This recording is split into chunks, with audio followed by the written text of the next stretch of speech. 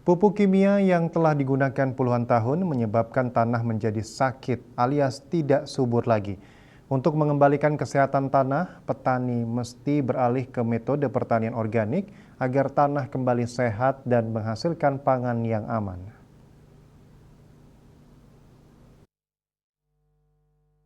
Pupuk kimia telah digunakan berpuluh-puluh tahun oleh petani di Bali khususnya. Pupuk kimia memang di awal-awal memberikan produktivitas yang cukup menjanjikan. Namun efek sampingnya tanah pertanian akan rusak dan mencemari air serta udara, yang juga berakibat hilangnya ekosistem pertanian. Untuk mengatasi hal tersebut, menurut Rektor Universitas Dwi Jendra, Profesor Gede Sedana, untuk menyelamatkan tanah yang sakit karena paparan pupuk kimia bertahun-tahun, tidak ada jalan lain selain petani beralih ke metode pertanian organik. Memang diakui di awal-awal memerlukan biaya yang cukup besar dan waktu kurang lebih 2 tahun. Untuk menuju pertanian organik, peralihan ini memerlukan banyak sekali transformasi, salah satunya dari segi ilmu pengetahuan, keterampilan bertani, teknologi, dan pendampingan atau kebijakan pemerintah.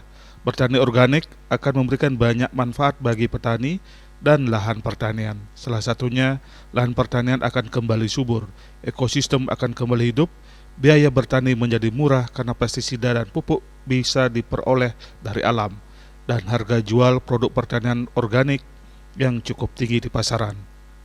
Untuk mengajak petani beralih ke pertanian organik, menurut Profesor Sedana memiliki tantangan tersendiri.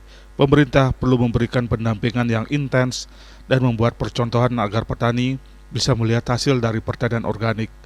Pendekatannya pun tidak hanya berbasis ekonomi, namun juga sosial budaya.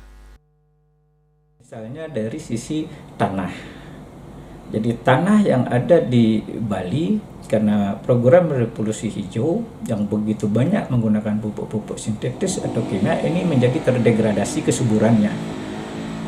Nah, ini tidak bisa dibiarkan sehingga muncullah organik. Di awal pupuk organik ini tujuannya adalah untuk memperbaiki struktur tanah yang rusak itu, yang terdegradasi. Nah, setelah struktur tanah ini diperbaiki, maka pupuk-pupuk kimia atau yang eksternal ini bisa dikurangi, kemudian diteruskan dengan organik. Gitu. Nah, ini harapannya, jadi tanah itu akan menjadi sehat. Nah, kalau tanah itu sehat, maka akar dari tanaman itu akan bisa menyerap unsur-unsur hara secara bagus, kemudian tanaman pun sehat dan produksinya pasti berkualitas organik. Itu dari sisi lahan. Yang kedua dari sisi air. Air ini jangan sampai tercemar. Bertani organik memang belum banyak ditekuni petani karena sudah terbiasa dengan bertani dengan pupuk kimia. Proses peralihan menuju pertanian organik sebenarnya kembali ke metode pertanian yang telah ditekuni para leluhur kita. Riase Bali TV.